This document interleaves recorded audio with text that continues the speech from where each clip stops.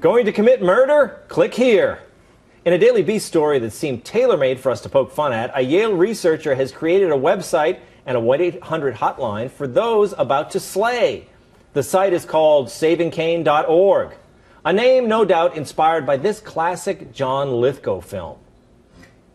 The site contains the quote, resources you need right now to help you overcome the desire to kill, and features book recommendations and videos by the Dalai Lama. When's the last time you killed a guy after watching the Dalai Lama? I bet never. So, can a website stop someone from killing? I say it's a great idea. I'd go further. Let's be as proactive about murder as we are about suicide. There's a sign on every major bridge that says, don't jump. Why not remind people not to murder? The creator of the site, James Kimmel Jr., says that the drive to kill could be biological and as addictive as narcotics. He knows because he had this urge to kill when he was younger, but he controlled his anger and focused his energy on academics. His plan is to save lives by tilting the national conversation beyond gun control to motive control. Aha! Now that should appeal to gun rights advocates. So what do you think?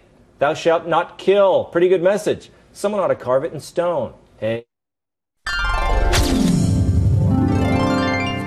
All right, Joe, what do you think of the professor's work? Well, I'll tell you what, if he thought about committing a mass killing, I hope that class is an elective. I want to drop that one. And second of all, moving the conversation from gun control to motivation, you're never going to take away people's desire to have mass killings as long as my laundromat won't take Canadian quarters. Also, you're going to face strong opposition from the Postal Workers Union. Zing. Oh, you think so? Yeah.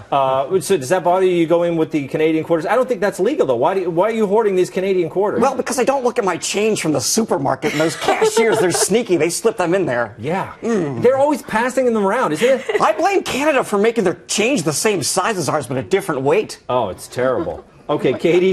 That's some champagne problems, dude. Quarters at the... But about this guy, Kimmel, James Kimmel Jr., Yeah. I think he emphasizes the junior because his name is Jimmy Kimmel. Kimmel once almost committed murder. He had a gun and he was going to use it, and he talked himself down. So who should know better than this guy? I think he's doing good work. It could be considered good work. I feel bad, and I worry about the person that actually uses this site with success and was like, hey, you know what? I was going to murder a whole bunch of people. I went online, I read this site, I felt better about myself, and I didn't slay everybody.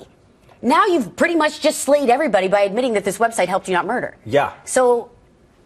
But the thing, how about my point about suicide hotlines? They work. People call them, and this has not been proven, though. I need some factual data. This thing has. It's not a survey of 30 people. I want some serious data. Well, we got to try something, Andrew. This is the thing. If I were the NRA, I would give this guy a grant, and I would say spend it however you want, because he's saying forget about gun control. Let's work on the motives, and that's what they want as well, right?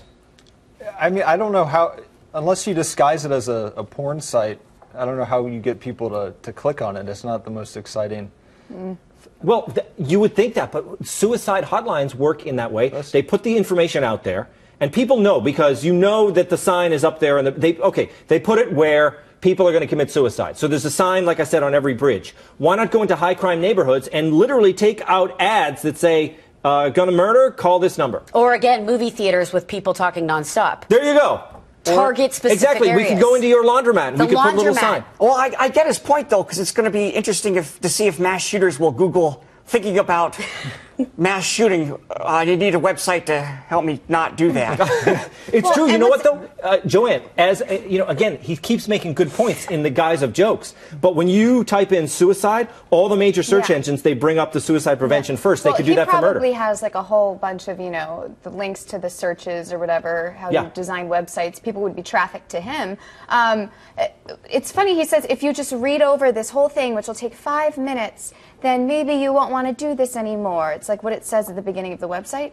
But when you're thinking irrationally a rational argument really, I don't think, helps you. Yeah. Because you're already kind of past any reasonable kind of thinking. And also, I'm concerned about this hotline because at what point does the person on the phone become an accessory to a murder if they can't stop the person from committing something? And when do you intervene? When do you call the police? How is anyone going to trust you enough to confide in you without worrying that they'll be punished for it? Well, we're going to give them we're going to give them the we're going to let them go. We're going to say it's okay. If you are in the business, But just so long as you don't kill. well, like we do that. I don't Listen, we do that understand. with lawyers and we do it with psychologists as well. They have a what do you call it? Patient privilege, right? Yeah. Andrew, support me on this. Sure. I think I was going to say if everyone was wearing a "Make America Great Again" hat, we'd Yes. all be nicer to each other, maybe. I bet we would, right?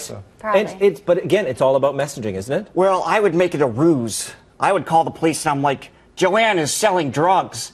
And then the police would raid her apartment and find all the weapons. Oh. You know, then she wouldn't put two and two together. That's it. Very We got to strategize.